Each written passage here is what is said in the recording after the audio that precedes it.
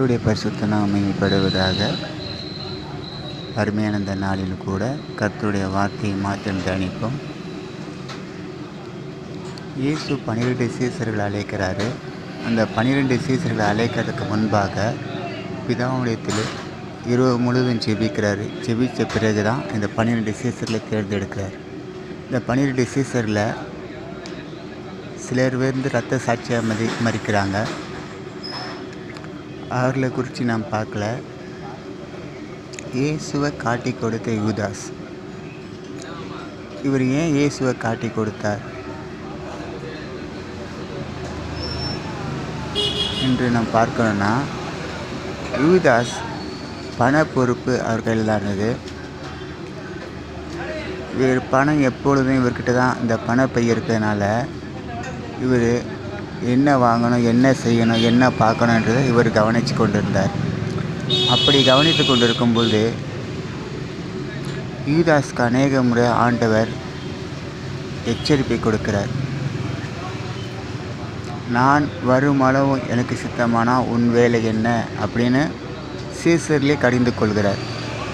அப்படி இருக்கும்போது இந்த யூதாஸ் மட்டும் 30 வெள்ளி காசுக்கு பிரதான ஆசாரியத்தில் போயிட்டு இயேசுவை காட்டி கொடுக்குறார்.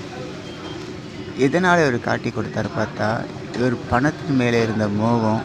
அது மாத்திரமல்ல, இயேசுவை இவர் ஆண்டவர் என்று விசுவாசிக்கலை. ஆனால் ஆண்டவர் இவருக்கு ஒரு அதிகாரத்தை கொடுத்துருக்காரு. பிசாசின் வல்லமையை துரத்தவும், மரித்தோரை எழுப்பவும், சத்ருவின் சகல வல்லமை மேற்கொள்ளும் உங்களுக்கு அதிகாரம் கொடுக்குறேன்ட்டு ஆண்டவர் கொடுத்துருக்கார்.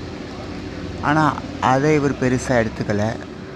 இயேசுவை காட்டி கொடுத்தா 30 வெள்ளி காசு கிடைக்கும் அப்படின்னு அதே சிந்தனையில் இருக்கிறார். இயேசுவே சொல்வார், யூதாஸ், உங்களில் ஒருவன் பிசாசாக இருக்கிறான், உங்களில் ஒருவன் என்னை காட்டி கொடுப்பான். அப்படி சொன்னால் கூட அவர் எல்லாம் கேட்குறாங்க, நானா. ஆனால் இயேசு தெளிவாக சொல்கிறாரு, நீ சொன்னபடியே. யூதாஸ் கேட்பார், நீ சொன்னபடியே. அப்பொழுது பாருங்கள், இந்த பணம் ஒரு மனுஷனை என்ன செய்யணுன்னா, ஆண்டவரிடத்துலேருந்து ஒருத்தரை பிரிக்கக்கூடிய தன்மை உடையதாக இருக்குது.